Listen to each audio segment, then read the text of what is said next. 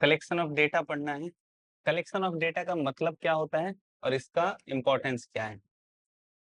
Statistics का मतलब होता है नंबर्स, ठीक है। तो अगर स्टैटिस्टिक्स एक सब्जेक्ट बनाया गया है तो ये सब्जेक्ट जो है पूरा का पूरा नंबर्स के ही बेसिस पे बनाया गया है, ठीक है। अगर नंबर्स नहीं तो स्टैटिस्टिक्स नहीं, ठीक है। तो अब ये जो नंबर्स हैं ये कहाँ से आते हैं? आउट ऑफ थिन एयर तो आते नहीं होंगे, ऐसा नहीं है कि नंबर्स ऐसे ही आ गए, ठीक है। तो नंबर्स लाने के लिए किसी को बाहर जाना पड़ता होगा, ठीक है, क्वेश्चंस पूछने पड़ते होंगे, चीजें मेजर करनी पड़ती होंगी, बहुत सारे रिकॉर्ड्स लाने पड़ते होंगे, तब जा करके कहीं नंबर्स आते हैं, ठीक है। अब ये नंबर्स कौन से होते हैं अभी देखेंगे।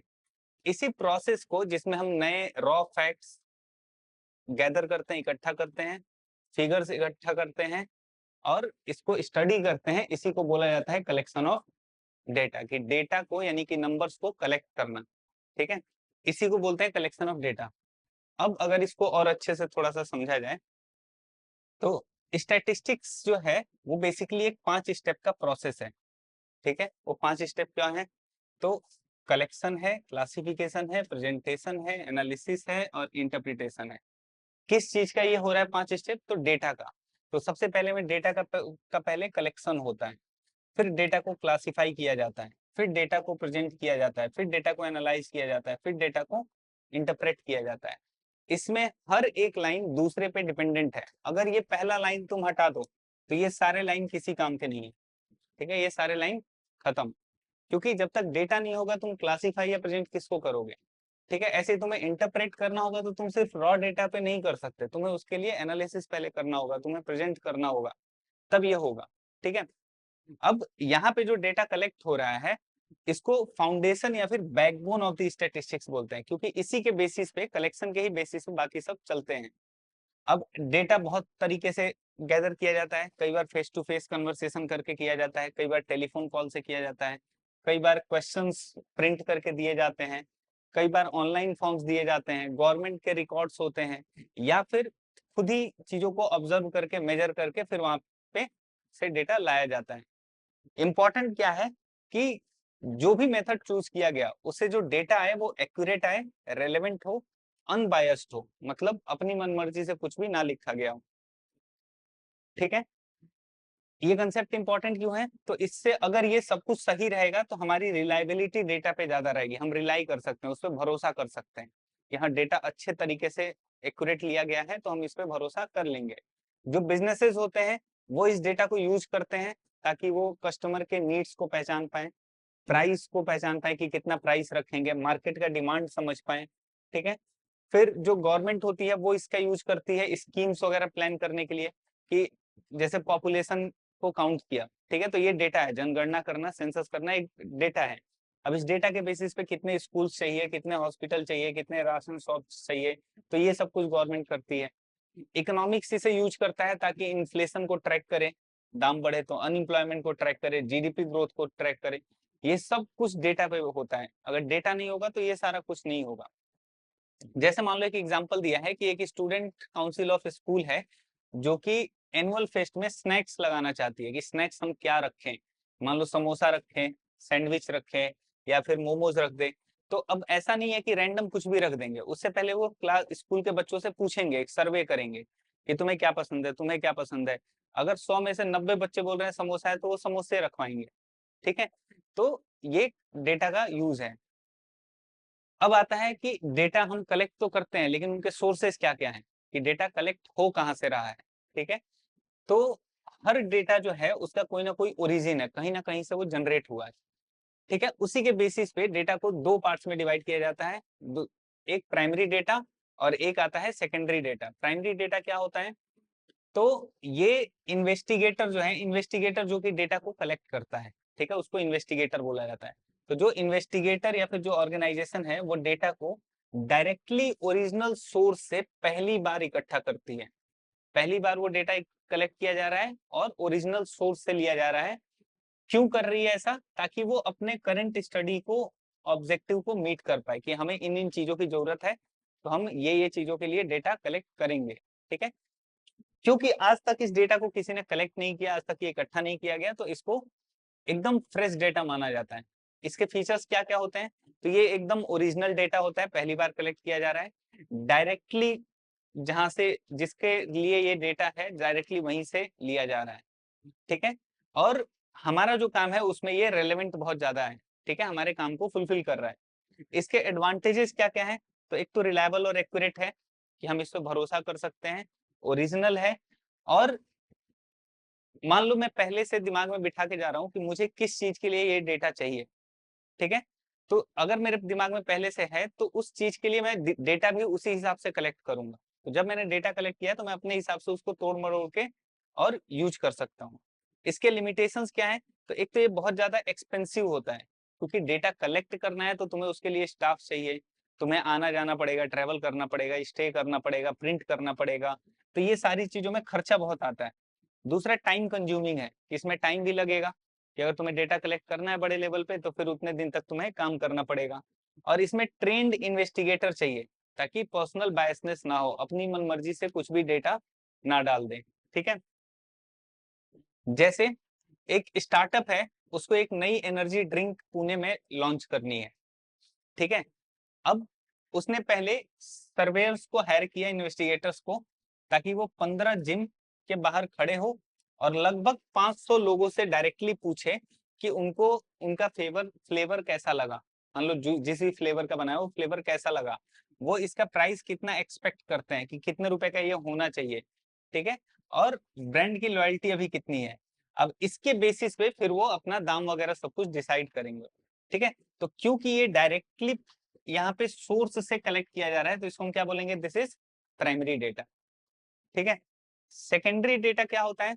तो सेकेंडरी डेटा होता है that is not originally collected by the current investigator. अभी जो उस डेटा को यूज कर रहा है उसने उस डेटा को कलेक्ट नहीं किया है, डेटा को कलेक्ट किसी और ने किया है, ये बस उससे लेकर के उसका यूज कर रहा है, ठीक है। तो ये बहुत पहले कलेक्ट प्रोसेस और पब्लिश हो चुका था किसी और के थ्रू, और अब इसको सिर्फ अपने यूज के लिए वो यूज कर रहा है, तो इसको सेकेंडरी डेटा बोलेंगे। तो ये ओरिजिनल नहीं होता, ये पब्लिश्ड या फिर अनपब्लिश्ड सोर्सेस से मिल जाता है, ठीक है। ये अभी देखेंगे क्या होता है।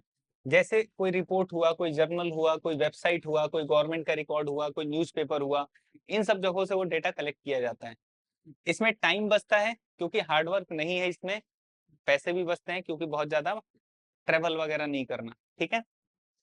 एडवांटेजेस क्या क्या है? तो एक तो सस्ता है और जल्दी हो जाता है, लार्ज स्केल नेशनल लेवल या फिर हिस्टोरिकल कंपैरिजंस के लिए बहुत आसान होता है। जैसे मान लो कि तुम्हें पिछले 10 साल का डेटा चाहिए किसी चीज के लिए, तो अब तुम पिछले 10 साल का डेटा अगर कलेक्ट करने जाओगे ना और एक एक आदमी से पूछने जाओगे तो इसमें इतना टाइम और इतना पैसा लगेगा कि तुमसे हो ही नहीं पाएगा। तो इसके लिए सबसे आसान क्या है कि 10 साल पहले का 10 साल तक का तुम डेटा कहीं से पब्लिश हुआ होगा या फिर अनपब्लिश होगा वहां से उठा लो। फिर इसमें मैन पावर भी बचता है, ज्यादा लोग नहीं लगते। लिमिटेशंस क्या क्या है? तो हमारे पर्पस को एग्जैक्टली मैच नहीं करेगा, हो सकता है, क्योंकि जिसने कलेक्ट किया था उसने अपने पर्पस के हिसाब से डेटा कलेक्ट किया था, तो उसका तो पर्पस फुलफिल हो गया, हमारा पर्पस हो सकता है थोड़ा सा अलग हो, तो कुछ डेटा लैग कर जाए। दूसरा, इस पे रिलायबिलिटी जो है वो इस पे डिपेंड करता है कि जो ओरिजिनल एजेंसी है उसने कैसे इसे कलेक्ट किया था, तो एरर्स आ सकते हैं, अगर उसमें एरर होंगे, जिसने कलेक्ट किया है अगर उसने गलतियां की होंगी, तो हम अब कितना भी बढ़िया डेटा से उस कुछ बना ले उसमें भी कुछ ना कुछ गलती आएगी ही आएगी, ठीक है।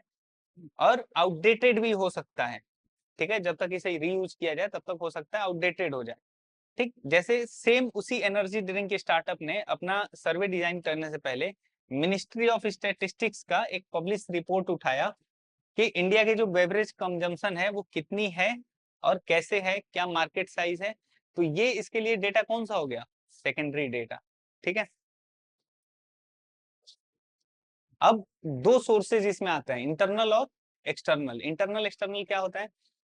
एक सिंगल ऑर्गेनाइजेशन के अंदर डेटा को दो पार्ट में डिवाइड किया जाता है, इनसाइड और आउटसाइड, ठीक है। जैसे अगर डेटा को कलेक्ट और कंपाइल किया गया through the organisations owns day to day record, for example schools own attendance register, ठीक है।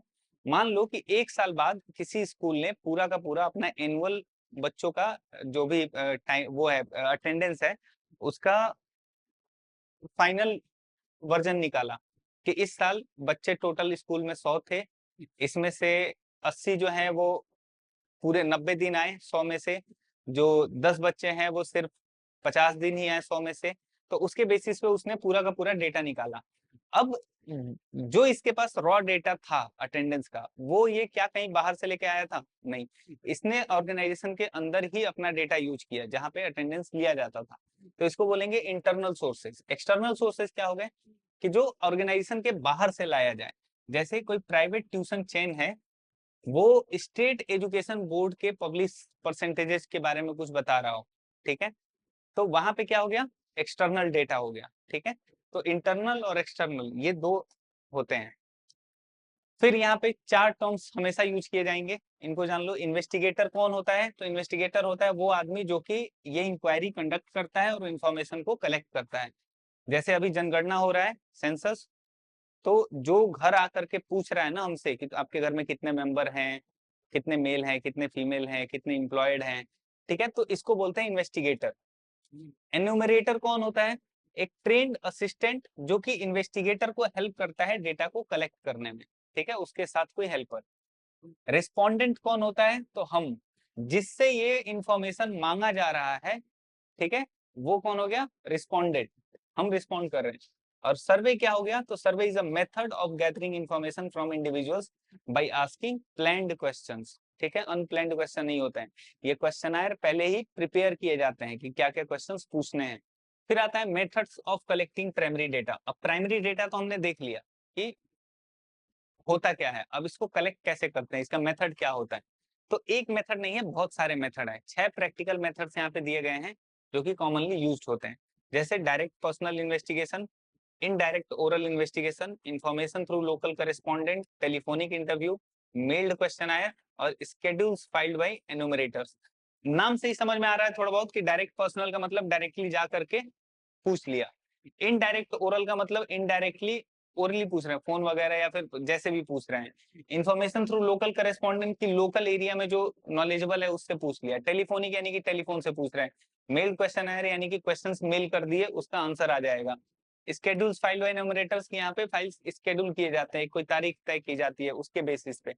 तो अब इसको अगर हम देखें डायरेक्ट पर्सनल इन्वेस्टिगेशन, इसमें क्या होता है कि जो इन्वेस्टिगेटर होता है वो पर्सनली विजिट करता है रिस्पोंडेंट्स को, फेस टू फेस मीट करता है और जो भी डेटा चाहिए वो बातचीत करके उनसे पूछ करके लेकर के आता है, ठीक है। रियल लाइफ एग्जांपल, जैसे अनन्या है, क्लास 11th की स्टूडेंट है, वो स्क्रीन टाइम हैबिट देख रही है कि हमारी लोकेलिटी में जो टीनेजर्स हैं वो कितना फोन चलाते हैं। तो क्या करती है, वो डोर टू डोर जाती है अपने हाउसिंग सोसाइटी में और पर्सनली 40 बच्चों से पूछती है। तो ये क्या है? Direct personal investigation. इसका मेरिट क्या है? तो इसमें ओरिजिनलिटी रहती है, ऑथेंटिक डेटा है, रिलायबल है और एक्यूरेट है, यूनिफॉर्मिटी रहती है क्योंकि डेटा क्वेश्चन जो है सेम तरीके से सेम चीजें पूछी जा रही है। और फ्लेक्सिबिलिटी रहती है, क्वेश्चंस सर्वे के बीच में भी एडजस्ट किए जा सकते हैं। जैसे मान लो कि तुम कुछ सर्वे करने कहीं गए और तुम्हें लगा कि कुछ क्वेश्चंस हैं जो कि और अच्छे से पूछे जा सकते हैं, प्रैक्टिस कर करके पता चला, तो मिड सेशन में वो चेंज भी किए जा सकते हैं। लिमिटेशन क्या है? तो अगर बड़ा एरिया कवर करना हो तो ये सुटेबल नहीं है।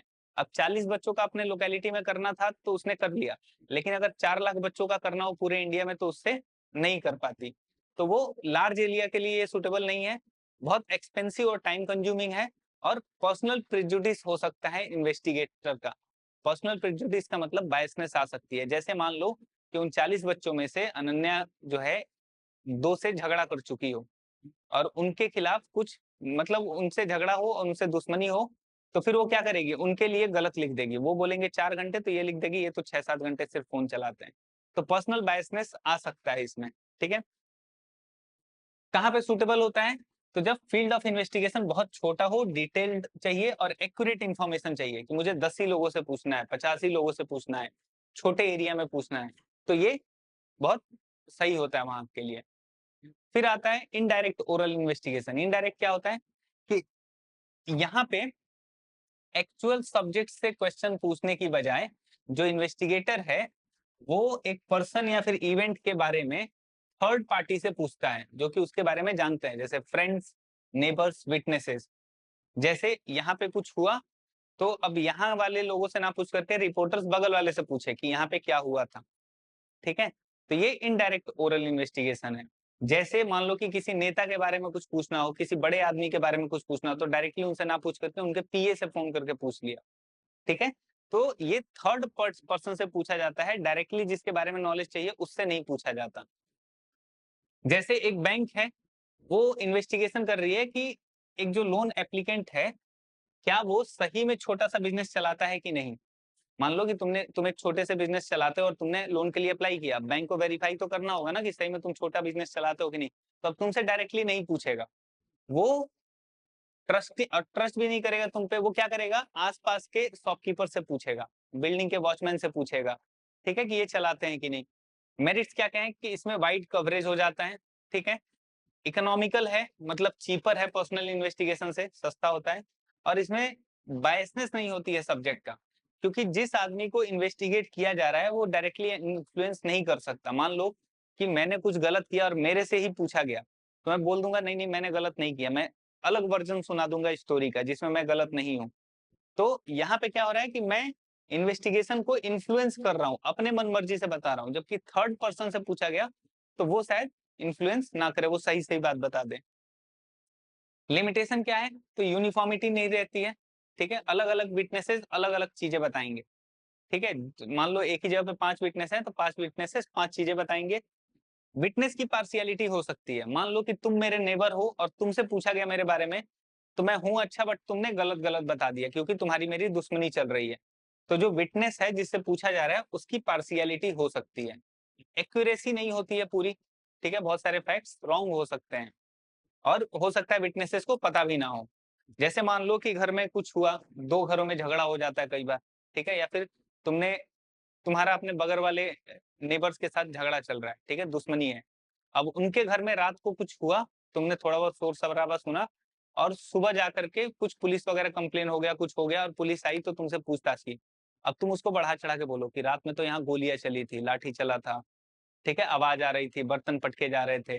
तो अब ये सब क्या हो रहा है कि विटनेस को हो सकता है तुम्हें कुछ पता ना हो या फिर तुम बढ़ा चढ़ा करके बोल रहे हो, ठीक है, क्योंकि दुश्मनी है। तो ये कब किया जाता है, सुटेबल कब है, तो जब डायरेक्ट कांटेक्ट करना हो विद द एक्चुअल रिस्पोंडेंट और वो पॉसिबल ना हो, ठीक है, जैसे पुलिस इंक्वायरी, क्रेडिट वेरिफिकेशन, तो ये सब में इसको यूज किया जाता है।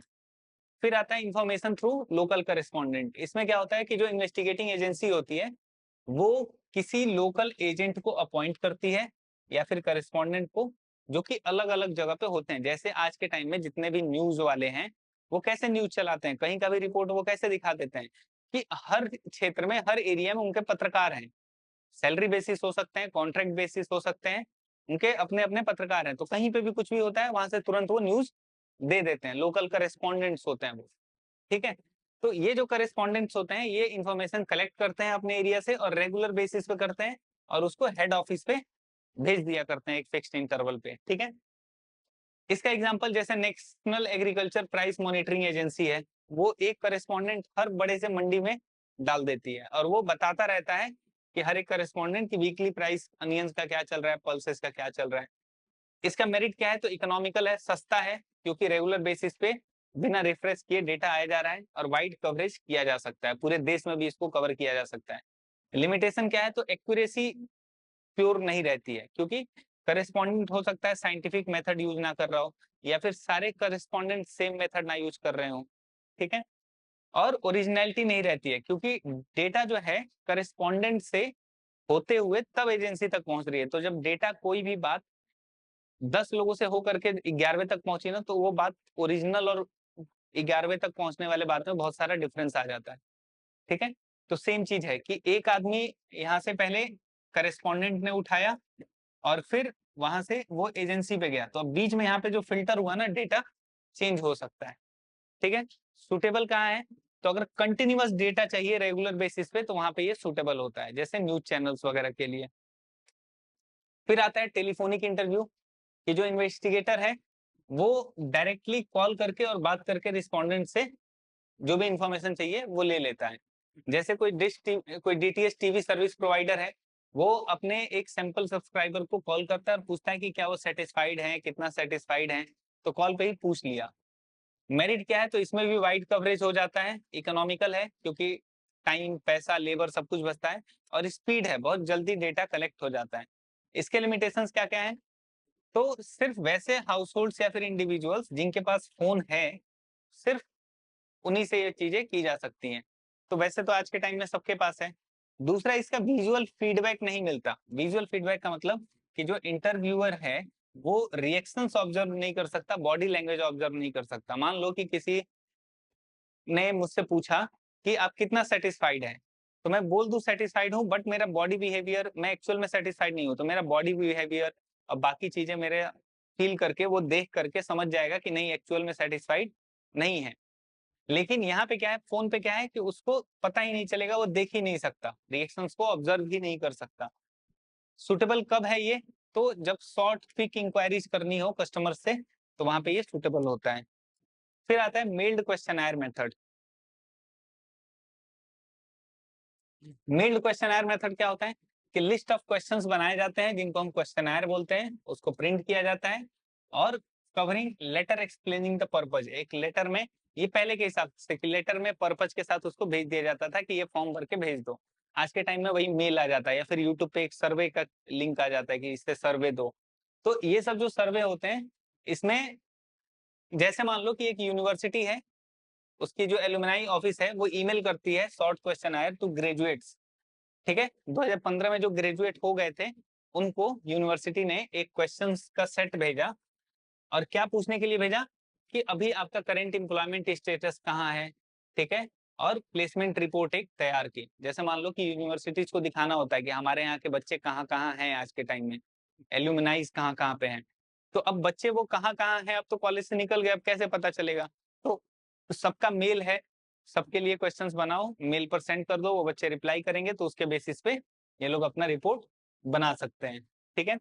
इसमें भी क्या होता है कि वाइड कवरेज है, इकोनॉमिकल है क्योंकि सस्ता होता है, इन्वेस्टिगेटर्स का अपना बायस नहीं होता क्योंकि रिपोर्टर के जो रिस्पोंडेंट है उसके अपने वर्ड्स में सब कुछ लिख करके आया होता है, और सिक्रेसी मेंटेन रहती है, ठीक है, किसी को बताया नहीं जाता। लिमिटेशंस क्या क्या है कि सिर्फ लिटरेट रिस्पोंडेंट्स ही इसका रिप्लाई दे सकते हैं, जो पढ़े लिखे हों सिर्फ वहीं पे ये सूटेबल है, अगर पढ़े लिखे लोग नहीं है तो वो फॉर्म नहीं भर पाएंगे। और रिस्पांस रेट अक्सर लो रहता है क्योंकि कई बार लोग रिप्लाई नहीं करते हैं हमारे ही मेल पर, या कई बार हमें सर्विस के लिए लोग क्वेश्चंस भेजते हैं तो हम रिप्लाई ही नहीं करते हैं, तो रिस्पांस रेट लो रहता है। और ये फॉर्म भर कौन रहा है, कौन रिप्लाई दे रहा है, कई बार इस पे हमारा कंट्रोल नहीं होता, ठीक है, कि हमने फॉर्म तो भेज दिया, कोई भी फॉर्म वो भर के भेज सकता है, जिससे हमने पूछा हो सकता है उसने ना भरा, उसके पीए ने भरा हो। सुटेबल कब है? जब रिस्पोंडेंट्स लिटरेट हो, पढ़े लिखे हो, और वाइड एरिया में स्प्रेड हो, मतलब एक जगह नहीं हो, कई जगह हो, ठीक है, तो इंडिया में ही कई जगह हो, कोई इंडिया के बाहर भी हो, तब ये।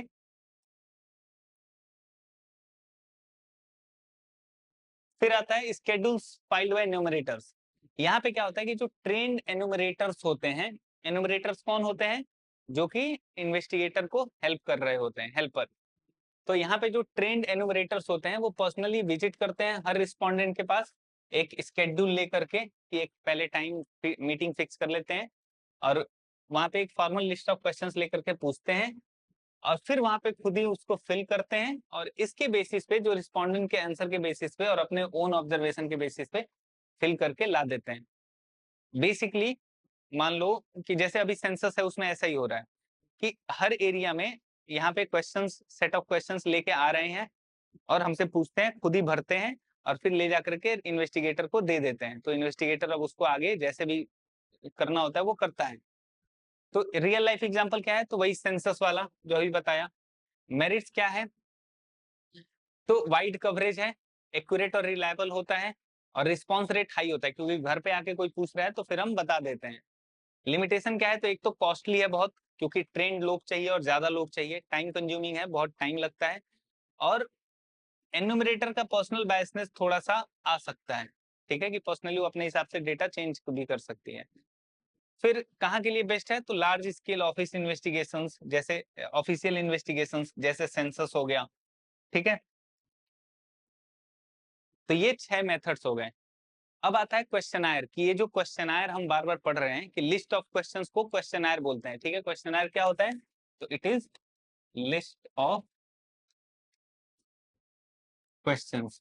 अब ये जो लिस्ट ऑफ क्वेश्चंस हैं ये कैसे हैं कि क्या कोई भी क्वेश्चंस बना सकता है, कुछ भी बना सकते हैं? तो नहीं।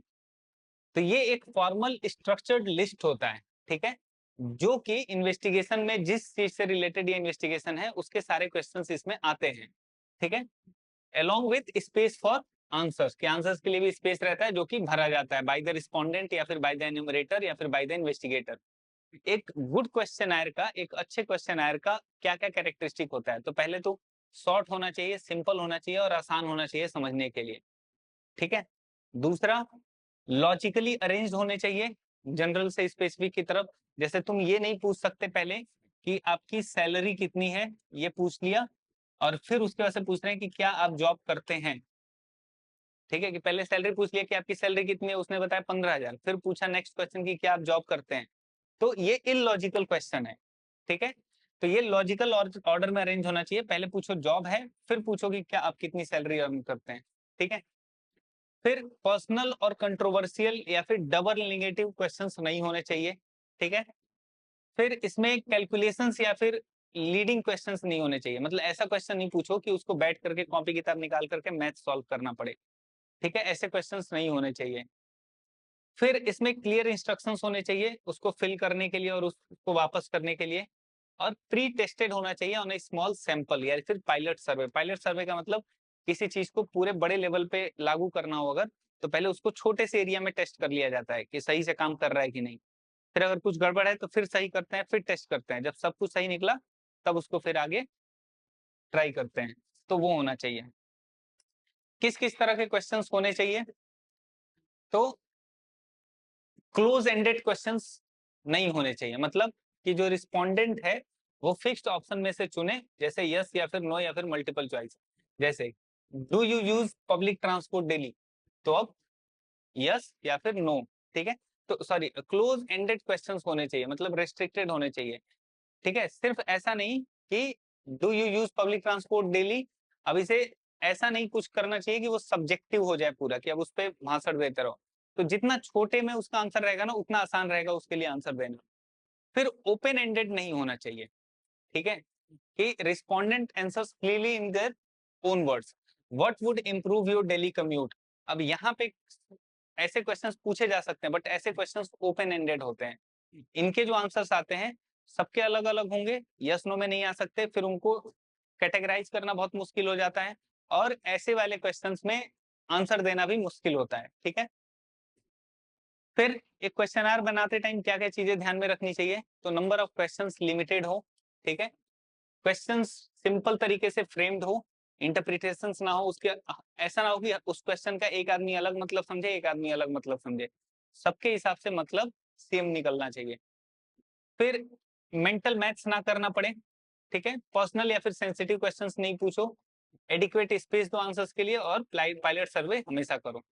अब एक सैंपल दिया हुआ है, जैसे student commute and screen time survey, तो इसका क्वेश्चन आंसर कैसा होना चाहिए? तो पहले नाम, क्लास एंड सेक्शन, फिर देखो question, how do you usually travel to school, तो यहाँ पे 4 ऑप्शन दिया, बहुत आसान है यहाँ पे टिक करना, कि मान लो कि कोई साइकिल से जाता है तो उसने साइकिल पे टिक कर दिया। On an average day how many minutes do you commute take, ये भी आसान है, मुझे नॉर्मली 30 मिनट लगते हैं, ठीक है। Do you feel your daily commute is comfortable, कि क्या मुझे साइकिल जाना अच्छा लगता है या फिर मुझे बस से जाना है, तो यस या फिर नो में जवाब दे देगा। फिर how many hours do you spend on your phone laptop for non study purposes on A school day, ठीक है, तो इस पे भी वो बता सकता है कि मैं 1 घंटा फोन चलाता हूँ गेम खेलने के लिए। फिर what one change would you like to make your commute better, अब ये ओपन एंडेड हो गया, ठीक है। तो एक ही क्वेश्चन रखा ओपन एंडेड का कि तुम अपने कम्यूट को अच्छा करने के लिए क्या करना चाहोगे, तो हो सकता है बोले कि एक नई साइकिल चाहिए या फिर मुझे बाइक से जाना है, ठीक है, तो ऐसा कुछ बता सकता है। फिर आता है स्केड्यूल। स्केड्यूल क्या है? तो ये भी एक फॉर्मल लिस्ट ऑफ क्वेश्चंस है जो कि इंक्वायरी से ही रिलेटेड होती है, लेकिन एक क्वेश्चन की बजाय ये ट्रेंड एन्यूमरेटर भरता है, जो कि अभी हमने देखा, ठीक है, कि यहाँ पे वो खुद ही भर लेता है, तो ये हमने पढ़ लिया। फिर अब आता है सेकेंडरी डेटा। तो सेकेंडरी डेटा का अब हमें पता है, ये तो हम कलेक्ट कर नहीं रहे, तो इसके क्या क्या सोर्सेज हैं? तो एक आता है पब्लिश्ड, एक आता है अनपब्लिश्ड। पब्लिश्ड का मतलब कि वो ऑलरेडी मीडिया में, वो ऑलरेडी पब्लिक के लिए डाल दिया गया है। ठीक है, कहाँ डाला गया है?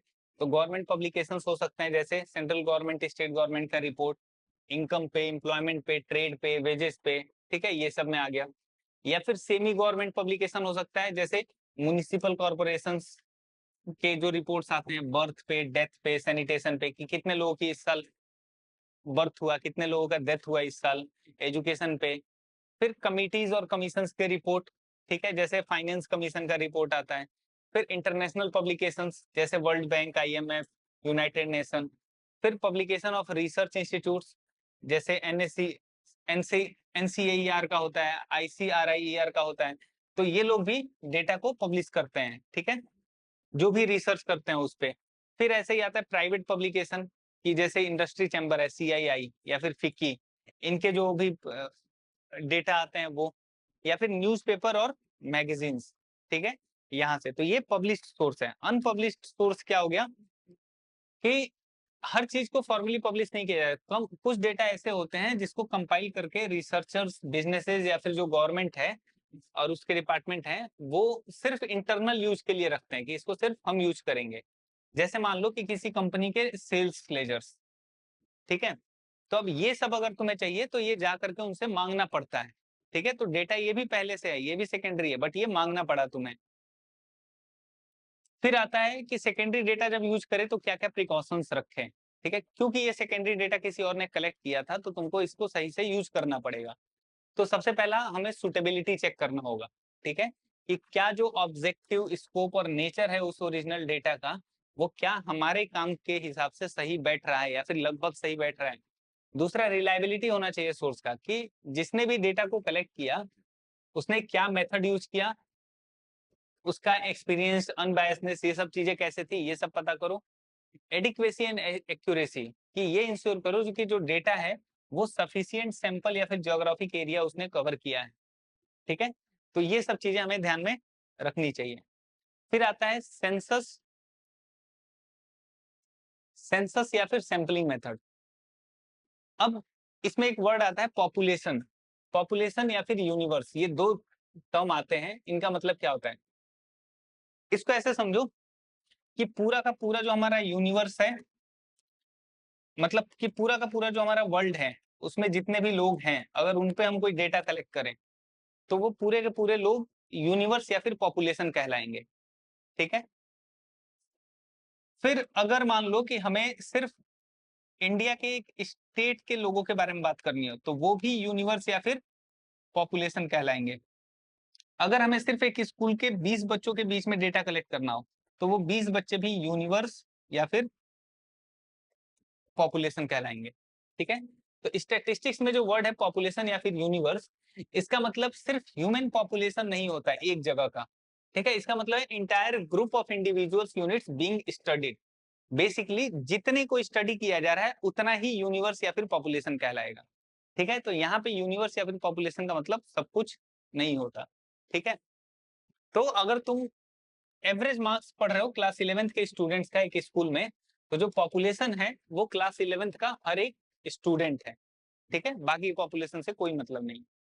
सेंसस मेथड क्या होता है? तो सेंसस मेथड में डेटा जो है हर एक सिंगल यूनिट ऑफ पॉपुलेशन से कलेक्ट किया जाता है, मतलब हर एक आदमी से पूछा जाता है, कोई लेफ्ट आउट नहीं होता। हर एक आदमी मतलब हर एक घर में जाके उसके बड़े, जो भी उस घर में बड़ा होगा, उससे डेटा पूरा का पूरा कलेक्ट किया जाता है। ठीक है, जैसे एक स्कूल प्रिंसिपल है, वो चाहता है कि एग्जैक्ट एवरेज हाइट, क्या वो कुछ कुछ बोला है क्या? चलो इसका देखो, पहले तो सेंसस और सैंपल का एक बेसिक डिफरेंस समझो। मान लो कि एक कॉलेज है, एक कोई कॉलेज है जो कि सिर्फ वहां पे अमीर बच्चे पढ़ते हैं, मतलब उसका फीस बहुत ज्यादा हाई है। ठीक है, वहां पे सिर्फ अमीर बच्चे पढ़ते हैं। एक कोई कॉलेज है जो कि बेस्ट कॉलेज है, ठीक है, बट वहां पे एग्जाम दे करके एंट्रेंस, तब वहां पे एडमिशन मिलता है। ठीक है, तो यहाँ पे अमीर हो गरीब हो उससे फर्क नहीं पड़ता, यहाँ पे मेरिट लाओ, अच्छा पढ़ो, मेरिट लाओ तो तुम्हारा एडमिशन हो जाएगा। और यहाँ पे क्या है कि इतना महंगा स्कूल है कि सिर्फ और सिर्फ अमीर बच्चे ही अफोर्ड कर सकते हैं और कोई नहीं कर सकता। अब तुम्हें दोनों कॉलेज का डेटा चाहिए। कैसा डेटा चाहिए कि यहाँ के जो बच्चे पढ़ने वाले हैं उनका लाइफस्टाइल क्या है, ठीक है, वो उनका मंथली पॉकेट मनी कितना है, ठीक है, वो कैसे रहते हैं, कैसे जगह पे रहते हैं, किस चीज से आते जाते हैं, गाड़ी यूज करते हैं या फिर पैदल आते जाते हैं, तो ये सब तुम्हें डेटा कलेक्ट करना है। अब देखो ये जो डेटा है उसमें हम दोनों जगह से कलेक्ट करेंगे, लेकिन इस वाले कॉलेज में हम यूज करेंगे सैंपल मेथड, इस वाले कॉलेज में हम यूज करेंगे सेंसस मेथड। उसके पीछे का रीजन क्या है? रीजन ये है कि इस कॉलेज में हमें पता है कि सिर्फ एक ही कैटेगरी के एक ही तरह के बच्चे हैं, सिर्फ अमीर, ठीक है।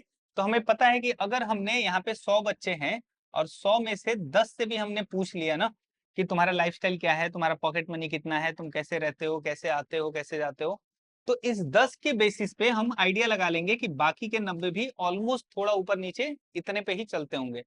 कि अगर इन 10 में से हर एक का पॉकेट मनी 100 रुपया, किसी का 95, किसी का 105, किसी का 120, किसी का 85 ऐसे है, तो इसका मतलब सबका ऑन एवरेज 100 ही होगा। जबकि यहाँ पे क्या है, यहाँ पे एंट्रेंस बेसिस पे है, तो यहाँ पे हो सकता है कि किसी गरीब किसान का बेटा भी आया हो, ठीक है, किसी अमीर बिजनेसमैन का भी बेटा आया हो, ठीक है, क्योंकि बेस्ट कॉलेज है और एंट्रेंस पे हो रहा है, तो दोनों हो सकता है पढ़ाकू हो। तो अब दोनों के पॉकेट खर्च में जमीन आसमान का अंतर है। तो यहाँ पे अगर हमने सिर्फ कोशिश किया कि सिर्फ 10 बच्चों, 100 में से सिर्फ 10 बच्चों को उठाओ, इनसे पूछ लो और इनके बेसिस पे कर दो, तो क्या पता ये 10 के 10 जो हमने रैंडमली उठाए ये 10 के 10 अमीर निकल जाए, तो फिर हम गलत डेटा निकाल देंगे, या फिर 10 के 10 गरीब निकल जाए, ठीक है, या फिर 2 ही अमीर निकले बाकी 8 गरीब निकल जाए।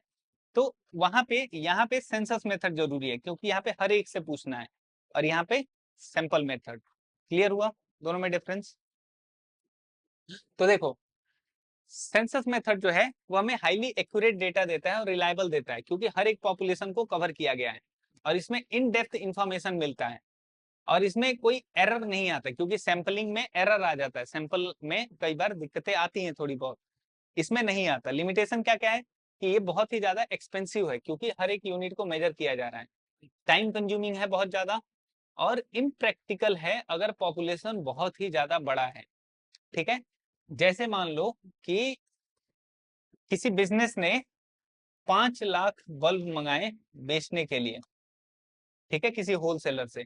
अब हर एक बल्ब को वो जला जला करके नहीं देख सकता, ठीक है, मतलब 5 साल तो सिर्फ चेक करने में निकल जाएंगे, तो नहीं देख सकता, तो क्या करेगा, रैंडम कोई भी 2 4 10 बॉक्स खोलेगा, उसमें से रैंडम कोई भी बल्ब निकालेगा, चेक करेगा, फिर रख देगा, तो ये सैंपलिंग हो गया, ठीक है। सैंपलिंग मेथड क्या होता है, तो इसमें डेटा सिर्फ एक पार्ट से लिया जाता है कि 100 लोग हैं तो सिर्फ 10 से पूछ लिया गया, ठीक है। इसमें टाइम और मनी दोनों बचता है, और इसमें ट्रेंड इन्वेस्टिगेटर थोड़े कम चाहिए, ज्यादा नहीं चाहिए, और क्योंकि कुछ ही यूनिट्स को स्टडी किया जा रहा है तो ज्यादा डिटेल्ड और केयरफुल इन्वेस्टिगेशन पॉसिबल होता है हर एक यूनिट का, ठीक है, क्योंकि ज्यादा टाइम दे सकते हैं। रिजल्ट्स यहाँ पे सिर्फ और सिर्फ एस्टिमेट होते हैं, एग्जैक्ट नहीं होते, सेंसस में एग्जैक्ट होते हैं, यहाँ पे एस्टिमेट होते हैं।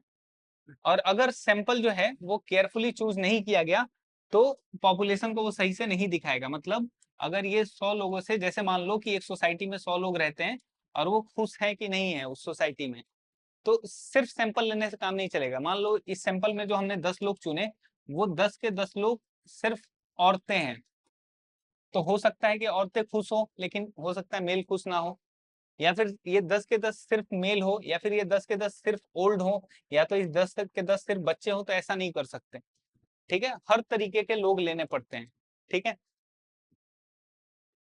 फिर सुटेबिलिटी कहाँ पे है, तो अगर पॉपुलेशन बहुत लार्ज है, होमोजीनियस है, यानी कि एक ही तरह का पॉपुलेशन है, और जल्दी से और रीजनेबली एक्यूरेट, मतलब एग्जैक्ट एक्यूरेट नहीं, रीजनेबली लगभग एक्यूरेट आंसर चाहिए, तो वहां पे ये काम आता है, ठीक है।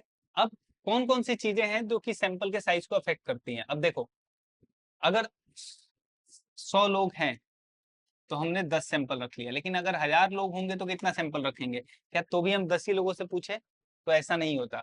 तो साइज ऑफ द पॉपुलेशन, अगर पॉपुलेशन लार्ज है तो सैंपल भी लार्जर चाहिए, अगर 1000 लोग हैं तो फिर 100 लोगों से पूछो, ठीक है। फिर डिग्री ऑफ एक्यूरेसी डिजायर्ड, कितना एक्यूरेसी चाहिए, जितना ज्यादा एक्यूरेसी चाहिए उतना बड़ा सैंपल रखो। अगर 100 लोगों से पूछोगे तो फिर 10% की एक्यूरेसी मान लो मिल रही है, तो अगर 500 लोगों से पूछ लोगे 1000 में से तो फिर 50% की एक्यूरेसी पे पहुंच जाओगे। ठीक है, तो एक्यूरेसी जितना ज्यादा उतना बड़ा सैंपल। होमोजेनिटी और हेट्रोजेनिटी ऑफ द पॉपुलेशन, अगर पॉपुलेशन एग्जैक्ट सेम है, मतलब सोसाइटी में सिर्फ महिलाएं हैं और सबकी सब सेम एज की हैं, तो फिर वो होमोजीनियस है, कम सैंपल पे भी चल जाएगा। लेकिन प्रॉपर सोसाइटी है फैमिली वाली, तो फिर बूढ़े भी हैं, जवान भी हैं, बच्चे भी हैं, औरतें भी हैं, मर्द भी हैं, तो फिर अब सबसे पूछना पड़ेगा। ठीक है, तो बड़ा सैंपल लगेगा। फिर नेचर ऑफ द स्टडी, अगर डिटेल चाहिए तो फिर उस हिसाब से बड़ा सैंपल रखो, डिटेल चाहिए तो छोटा रखो कि कम लोगों से एकदम डिटेल में पूछा जा सके। सैंपलिंग के मेथड्स कौन कौन से होते हैं? तो एक होता है रैंडम सैंपलिंग और एक होता है नॉन रैंडम सैंपलिंग। रैंडम से ही नाम से पता चल रहा है कि रैंडम का मतलब रैंडमली किसी को भी कहीं से चुन लिया। ठीक है, 100 लोग खड़े थे यहाँ पे और 100 में से रैंडमली पहला, तीसरा, 8वां, 10वां, फिर 50th नंबर पे जो है, ऐसे ही 18th नंबर पे जो है उनको रैंडमली बुला लिया, तो ये रैंडम सैंपलिंग हुआ। ठीक है, रैंडम सैंपलिंग में हर एक यूनिट जो है वो इक्वल होता है और नून चांस ऑफ बीइंग सेलेक्टेड। ठीक है, मतलब हर एक आदमी का सेलेक्ट होने का चांस एक बराबर होता है। ठीक है, क्योंकि हम रैंडम कर रहे हैं तो किसी को भी उठा सकते हैं, तो हर आदमी के पास इक्वल चांस है। तो इसमें पर्सनल बायसनेस नहीं आता है। जैसे एक आता है लॉटरी मेथड, कि सबको स्लिप नंबर दिया और यूनिक स्लिप नंबर के बेसिस पे बुला लिया। ठीक है, जैसे तुम लोग के जैसे केंद्रीय विद्यालय में होता है, लॉटरी के बेसिस पे एडमिशन होते हैं कि सबका नाम डाला, उसका 3-4 लोगों का नाम किसी का भी रैंडमली उठा लिया। फिर नेक्स्ट आता है random number tables. Random number tables क्या होते हैं कि पहले से एक टेबल रैंडमली जनरेट किया जाता है डिजिट्स का यूज करके, और फिर एक सैंपल यूनिट उठाया जाता है। मैनुअल बायसनेस नहीं होता है सर, रैंडमली कोई भी नंबर उठाया जाता है, और इसको मोस्ट साइंटिफिक और वाइडली यूज्ड मेथड बोला जाता है। ठीक है, जैसे अगर हमें 50 रोल नंबर सेलेक्ट करने हो 3000 कैंडिडेट में से, तो एक रिसर्चर जो होगा वो रैंडम एक टेबल उठाएगा 50 नंबर्स का और उसको बना देगा। ठीक है, जैसे मान लो 3000 बच्चे हैं, तो मान लो किसी का रोल नंबर 1 को 7th नंबर पे रखा और रोल नंबर 2900 को फर्स्ट नंबर पे रख दिया, रोल नंबर 2650 को सेकंड नंबर पे रख दिया, तो ऐसे रैंडमली 50 लोग उठा लिए गए। ठीक है, नॉन रैंडम सैंपलिंग क्या होता है कि यहाँ पे जो सिलेक्शन ऑफ सैंपल होता है वो इन्वेस्टिगेटर के जजमेंट पे डिपेंड करता है। पहला जजमेंट या फिर पर्पसिव सैंपल, मतलब कि जो इन्वेस्टिगेटर होता है वो अपने मन से यूनिट्स को सेलेक्ट करता है जिससे उसे लगे कि ये मोस्ट रिप्रेजेंटेटिव पॉपुलेशन है। जैसे सोसाइटी वाला ही बोला, तो सोसाइटी वाले में फैमिली में हम रैंडम नहीं उठा सकते। मान लो रैंडम में भी 22 लाख सिर्फ बूढ़े ही आ गए तो वो डेटा सही नहीं होगा। तो अब यहाँ पे जो इन्वेस्टिगेटर है उसको अपने मन से चूज करना होगा कि नहीं 5 बूढ़े आए, 5 जवान आए, 5 बच्चे आए, 5 महिलाएं आए, 5 पुरुष आए, ये सब चीजें देखनी होंगी। तो अगर इन्वेस्टिगेटर के पास स्ट्रॉन्ग नॉलेज है इस सब चीजों का, पॉपुलेशन का, तो उसे ऐसा वो फिर ये वाला मेथड यूज करता है, और छोटा सैंपल साइज हो तो। लिमिटेशन क्या क्या है कि सब्जेक्टिव, अब ये पूरा का पूरा इन्वेस्टिगेटर के जजमेंट पे डिपेंड करेगा यहाँ पे सब कुछ। ठीक है, फिर आता है कोटा सैंपल। कोटा सैंपल क्या होता है कि जो पॉपुलेशन है पहले उसको ग्रुप्स में डिवाइड किया जाता है कैरेक्टरिस्टिक के बेसिस पे, जैसे भाई सेम एज, जेंडर, इनकम, ऐसे अलग अलग बेसिस पे यूज किया गया। फिर इन्वेस्टिगेटर जो है एक फिक्स नंबर ऑफ रिस्पोंडेंट हर एक कोटा से चुन लेता है। ठीक है, वही जैसे बताया कि 5 बूढ़े 5 महिलाएं, तो वैसे चुन लेगा। फिर आता है कन्वीनियंस सैंपलिंग। कन्वीनियंस सैंपलिंग क्या होता है, तो यहाँ पे जो इन्वेस्टिगेटर है वो जिस भी यूनिट ऑफ पॉपुलेशन को चाहेगा जो सबसे आसान है पहुंचना, उसको उठा लेगा। ठीक है, मतलब जो उसे लगेगा कि इससे पूछना आसान है तो उससे पूछ लेगा। मेरिट क्या क्या है, तो एक तो एक्सट्रीमली फास्ट है और चीप टू कंडक्ट, और क्विक और रफ एस्टिमेट के लिए और पायलट स्टडी के लिए ये यूज हो जाता है। लिमिटेशन क्या क्या है, तो ये रिप्रेजेंटेटिव नहीं होता, क्योंकि जो आसान था हो सकता है सिर्फ आसान आसान लोगों से पूछ लिया, तो ये रिप्रेजेंटेटिव नहीं होता है। कोटा का मतलब पहले ग्रुप बना दिया। ठीक है, एक सोसाइटी में ओल्ड लोगों का एक ग्रुप बना दिया, यंग लोगों का एक ग्रुप बना दिया, चिल्ड्रंस का एक ग्रुप बना दिया, ठीक है। फिर इसमें भी मेल का एक ग्रुप बना दिया, फीमेल का एक ग्रुप बना दिया, ठीक है, और हर ग्रुप से फिक्स नंबर ऑफ लोगों को बुला लिया। फिर आता है स्टैटिस्टिकल एरर। स्टैटिस्टिक्स में कई बार एरर आते हैं, क्योंकि ऑब्वियस है हम एग्जैक्ट डेटा नहीं उठा रहे हैं, पूछ रहे हैं लोगों से, तो एरर्स आते हैं। तो पहला आता है सैम्पलिंग एरर, क्योंकि सैंपल है, एक पार्ट है पूरे के पूरे पॉपुलेशन का, तो even with the most careful selection कुछ डिफरेंस हमेशा रह जाता है सैंपल के एस्टिमेट में और पॉपुलेशन के एक्चुअल ट्रू वैल्यू में, ठीक है, क्योंकि एवरेज है ये, ठीक है, तो हमेशा कुछ डिफरेंस रह जाता है। जैसे अब की पॉइंट क्या है कि सैम्पलिंग एरर जो है वो जनरली या तो डिक्रीज कर देगा सैंपल साइज को या फिर इंक्रीज कर दो। एक बड़ा सैंपल साइज होगा तो वो पॉपुलेशन को ज्यादा अच्छे से एक्यूरेटली बताएगा। नॉन सैम्पलिंग एरर्स क्या होते हैं कि अब इसमें आता है कि ऐसे मिस्टेक्स जो कि डेटा कलेक्शन के टाइम पे आ जाते हैं या फिर रिकॉर्ड करने के टाइम पे या फिर प्रोसेस करने के टाइम पे, तो यहाँ पे डेटा तो फुल लिया गया, इवन सेंसस में भी ये वाले एरर्स आ सकते हैं, ठीक है। ये डेटा तो आया ठीक ठाक, लेकिन कलेक्ट करने के मेथड में, कलेक्ट करते टाइम या फिर रिकॉर्ड करते टाइम या फिर प्रोसेस करते टाइम कुछ गलती हो गई, ठीक है, तो वहां पे ये आता है। तो जैसे डेटा एक्विजिशन में गलती आ गया, तो मान लो जो इंटरव्यूअर है वो आंसर से रिकॉर्ड करते टाइम रिस्पोंडेंट ने बोला 6 मेंबर है, वो लिख दे 5 मेंबर, ठीक है, तो यहाँ पे गलती आ सकती है। नॉन रिस्पॉन्स एरर आ सकता है कि अगर सेलेक्टेड रेस्पोंडेंट ने बोला कि मुझे आंसर ही नहीं देना, या फिर उससे कांटेक्ट ही नहीं हो सकता, या फिर उसने इनकम्प्लीट आंसर दे दिया, ठीक है, तो भी ये दिक्कत हो सकती है। सैम्पलिंग बायस में हो सकता है कि अगर मेथड जो है सैंपल सेलेक्ट करने का वही अगर फॉल्टी हो, तो फिर जो डेटा कलेक्ट होगा वो भी फॉल्टी होगा, ठीक है। फिर आता है सेंसस ऑफ इंडिया। तो सेंसस जो है इंडिया में 1881 से चलता आ रहा है, ठीक है, प्रॉपर तरीके से 1871 में पहली बार हुआ था, और फिर 1881 से हर 10 साल पे होता है, ठीक है। लास्ट 2011 में हुआ था और नेक्स्ट 2021 में होना था, बट कोविड की वजह से ये कैंसिल हो गया, नहीं हो पाया, ठीक है। हर 10 साल पे होता है और बेसिकली इसमें इंडिया के हर पॉपुलेशन की सारी नॉलेज ली जाती है। कितने इंडिया की पॉपुलेशन है, पॉपुलेशन के बाद से कितने मेल हैं, कितने फीमेल हैं, कितने यंग हैं, कितने ओल्ड हैं, कितने एम्प्लॉयड हैं, कितने अनएम्प्लॉयड हैं, ठीक है। ऐसे हर एक तरह का मतलब ए टू जेड सारा डेटा गवर्नमेंट कलेक्ट करती है, ठीक है। कराता कौन है इसको? तो it is conducted by office of Registrar General and Census Commission, ठीक है, under the Ministry of Home Affairs. Traditionally हर 10 साल पे होता था, ठीक है। इंडिपेंडेंस के बाद पहला 1951 में हुआ था, the very first census of independent India, और जो सबसे पहला सेंसस था वो 1881 में हुआ था। मोस्ट रिसेंट 2011 में हुआ था, 2021 का नहीं हुआ। तो अब नेक्स्ट वाला एक्सपेक्टेड है 2027 में होगा, ठीक है। इसका प्रोसेस अभी से शुरू हो चुका है, ठीक है। इसमें पॉपुलेशन का size, density, sex ratio, literacy, migration, rural urban distribution, ऐसे एक्सेट्रा एक्सेट्रा बहुत सारी चीजें इकट्ठा की जाती हैं। गवर्नमेंट इसका यूज करती है ताकि वो अच्छे से प्लानिंग करे, पॉलिसीज बनाए, एडमिनिस्ट्रेशन को सही से चलाए, फिर स्कीम्स वगैरह डिसाइड करे, तो ये सब के लिए यूज होता है ये। फिर आता है national sample survey office, NSSO. जो एनएसएसओ है ये इंडिया का एक एजेंसी है जो कि large scale nation wide sample survey करता है, ठीक है। सेंसस तो हो गया पूरा इकट्ठा करना, सैंपल करने के लिए एनएसएसओ आता है, ठीक है। किस इशू पे? तो ये सोशियो इकोनॉमिक इशूज पे ये सैंपल लाता है। सेंसस की तरह ये पूरा हर चीज पे डेटा कलेक्ट नहीं करता, ठीक है। तो ये सिर्फ और सिर्फ रिप्रेजेंटेटिव सैंपल पढ़ता है और पूरे पॉपुलेशन को नहीं पढ़ता। की फैक्ट क्या है? तो इसको 1950 में स्टैब्लिश कराया गया। ओरिजिनली इसको नेशनल सैंपल सर्वे एनएसएस बोला जाता था। ये ministry of statistics and programme implementation के अंडर में काम करता है। 23 में 2019 को जो गवर्नमेंट है उसने एनएसएसओ को सेंट्रल स्टैटिस्टिक्स ऑफिस सीएसओ से मर्ज कर दिया और इसी से बनाया नेशनल स्टैटिस्टिकल ऑफिस, ठीक है, जो कि स्टैटिस्टिकल ब्यूरो चलाता है, ठीक है।